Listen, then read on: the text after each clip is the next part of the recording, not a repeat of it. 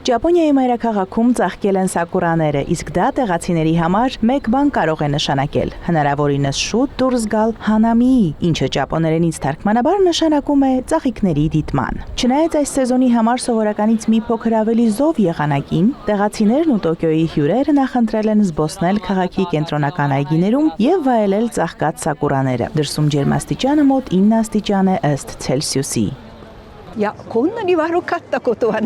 Ես միշտ կարողացել եմ տեսնել սակուրաների գեղեցիկ ծաղիկները մաքուր կապույտ երկնքի տակ, բայց այս տարի առաջին անգամ է, որ մի փոքր հիասթափված եմ եղանակի պատճառով։ Ավանդական այս ժամանցը մարդկանց տանում է դեպի հայտնի վայրեր, որտեղ աճում են բալենիները։ Դրանց թվում է Մեգուրո գետափը, որը սովորաբար տարվա այս եղանակին վարդագույն ու սպիտակ ծաղիկների տեսարանով է լցվում։ Մոտ 800 ծառ կա այս հանրաճանաչ գետափին, որը մոտ 4 կիլոմետր է ձգվում։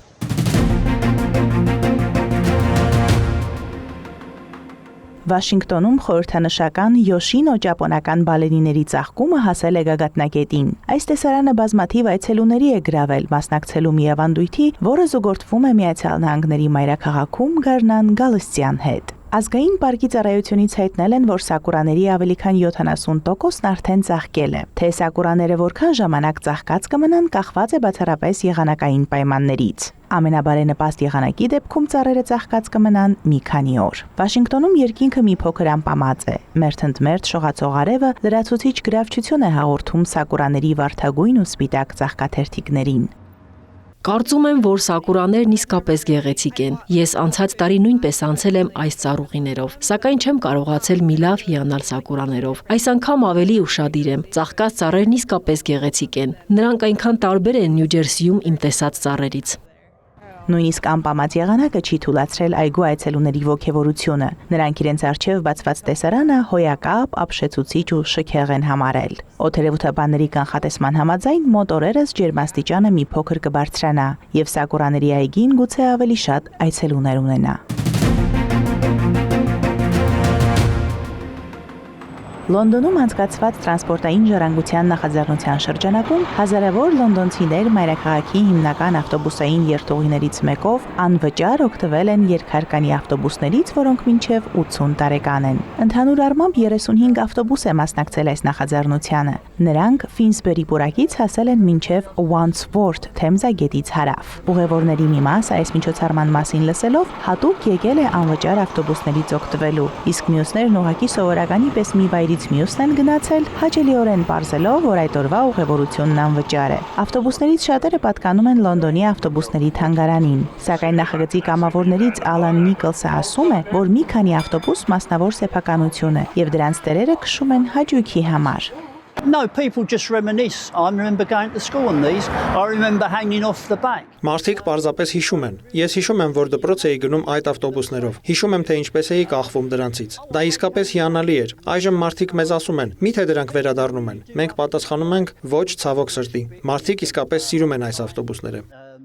Ավտոբուսները պատված են այդ ժամանակաշրջանի պաստառներով, որոնք մարդկանց հրավիրում են հերթ կանգնել եւ առաջին հերթին չթքել, ինչի համար 5 ֆունտ տուգանք էր սահմանված։ Իսկ դա ծանր տուգանք էր 1930-ականներին։ Դա համարժեք է ներկայիս 400 ֆունտ ստերլինգին։ Այս ավտոբուսներից շատերը սկսել են շահագործել երկրորդ աշխարհամարտից առաջ։ 2005 թվականից ի վեր ավտոբուսների այդ մոդելները հանվել են շահագործումից։ Միացյալ Նահանգների Սմիթսոնյան բնագիտության ազգային թանգարանում ներկայացվել է բոսորագույն կարմիր ադամանդ։ Երկրի հազվագյուտ թանկարժեք քարերից մեկը համալրել է թանգարանի ադամանդների հավաքածուն։ 2.33 կարատանոց մուգ կարմիր գույնի ադամանդը Winston Red Diamond and Winston Fancy Color Diamond կոչվող հավաքածուի մի մասն է։ Համարվում է, որ սուտակի գույնի այս ադամանդը 25 միլիոն դեպքից մեկն է իր տեսակի մեջ։ Թանգարանի այցելուները նաև հնարավորություն կունենան տեսնելու հավաքածուի 40 այլ գունավոր ադամանդները, շագանակագույնից մինչև վարդագույն երանգներով։ Հավաքածուն Սմիթսոնյան բնագիտության ազգային թանգարանին է ներկայացրել հայտնի ոսկերիչ Հարի Ուինստոնի որդին Ռոլանդ Ուինստոնը։ Նոր ցուցանմուշը գտնվում է նույն սենյակում, որտեղ ցուցադրված է Ուինստոնների ընտանիքի կողմից թանգարանին տրամադրած մեկ այլ հազվագյուտ գոհար՝ հույսի ադամանդը։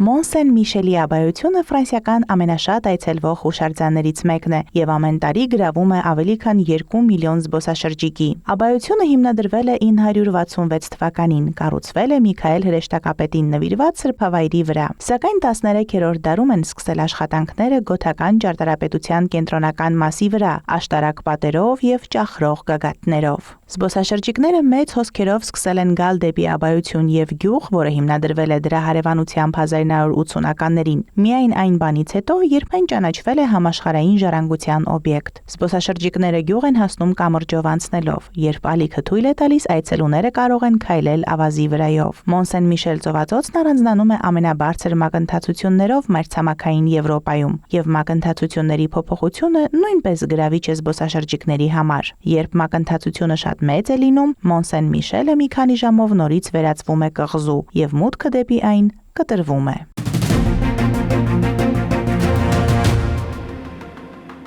Իսպանիայի կենթանաբանական այգիներից մեկում վտանգված մալայական տապիրի ձայքելույս աշխարհ եկել։ Այս իրադարձությունը նշանավորել է վտանգված տեսակի գլոբալ պահպանման ջանքերում հիմնական ձեռքբերումը։ Տապիրի ձայքը ծնվել է մոտավորապես 13-ամսյա հղիությունից հետո Իսպանիայի հարավում գտնվող կենթանաբանական այգում, եւ մայրը եւ ձայքը գտնվում են կարանտինային շրջանում, որտեղ նրանց վերահսկելու է այգու բուժքույրական անձնակազմը։ Այս ծնունդը վերջին տասնամյակում աշխարհի բոլոր կենթանաբանական այգիներում տապիրի ձայքի ծնվելու 25-րդ դեպքն է եւ առաջինն է Իսպանիայում։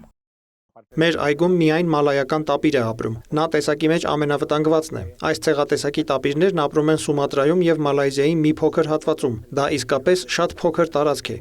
Կենթանաբանական այգու ղեկավարի խոսքով մալայական տապիր տեսակից ամբողջ աշխարհում ընդամենը 2500 հատ գոյություն ունի։ Այս կենդանիները վերանում են հիմնականում նրանց ապրելավայրերի ոչնչացման, ինչպես նաև մարդկային գործոնի պատճառով։ Նորածին տապիրի սեռն առայժմ հայտնի չէ։ Կենթանաբանական այգուց հայտնել են, որ ծնվելիս նա 8-ից 10 կիլոգրամ քաշ է ունեցել։ Կենդանուն անուն տալու համար այգին իր սոցիալական էջում հարցում կանցկացնի։ Մարոտ Հարվերդյան, Այլ լուրեր։